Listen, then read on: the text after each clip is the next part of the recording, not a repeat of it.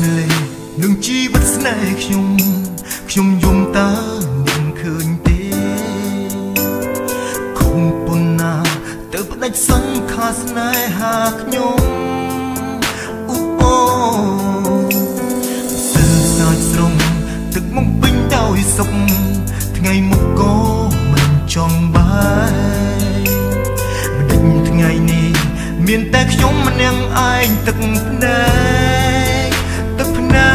កអូននៅស្ងៀមធ្វើអ្វីមិនមិនឆ្លើយតបបងសូមកុំឲ្យបងយំព្រោះតែអាណិតអូនក្មេងស្រីដ៏ក្លាហានក្មេងស្រីដ៏រឹងប៉ឹងមិនក៏អូនស្ងៀមឈឹងមិនតបមិនជេរបងគេគុំគេយូរពេកអូនប្រញាប់ក្រោកឡើងនៅមានរឿងជាច្រើនមិនតធ្វើជាមួយគ្នាសន្យាច្រើនណាស់មិនក៏អូនគិតវិញក្រោកឡើងពេលនេះបន្តពីសន្យាបងចាំអូ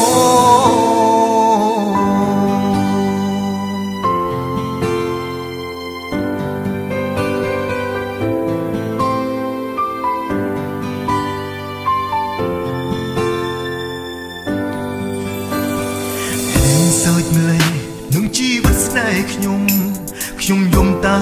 អ្នកឃើញទេគង់ប៉ុណ្ណាទៅផ្ដាច់សង្ខារស្នេហាខ្ញុំអូយម្សិលសាច់ស្រងទឹកមុខពេញដោយសុខ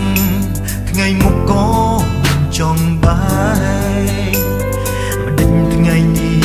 មានតែខ្ញុំម្នាក់ឯងទឹកភ្នែកអូនគុំនៅស្ងៀមធ្វើមិនឆ្លើយតបបងសូមគុំឲ្យបងយំព្រោះតែអាណិតអូនក្មេងស្រីដ៏ក្លាហានក្មេងស្រីដ៏រឹងប៉ឹង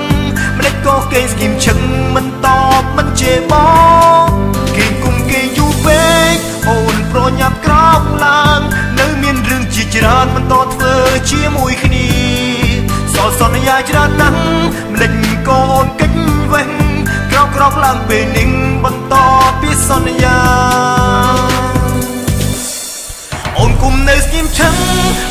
មិនឆ្លើយតបបងសូមគុំឲ្យបងយំព្រោះ